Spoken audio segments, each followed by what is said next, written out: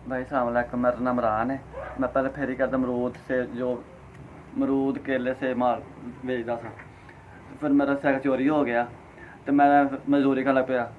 फिर मेरी बेगम ने मैंने साइकिल दिता, लाइक 4 दा साइकिल ते 1000 रुपये टोकरा।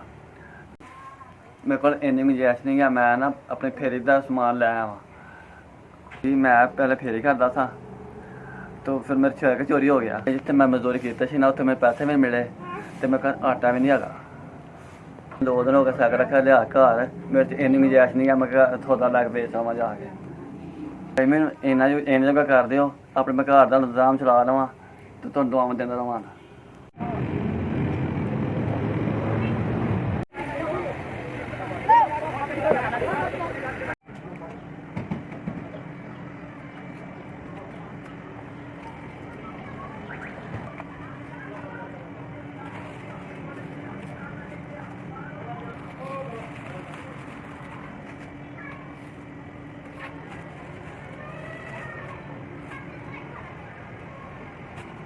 जिन्हें मैं रोटी भाजी दी पा के अल्लाह उन्हें बच्चों की खैर करे, माँ प्यो की खैर करे तो मेरे बच्चे रोज़ चल पई है।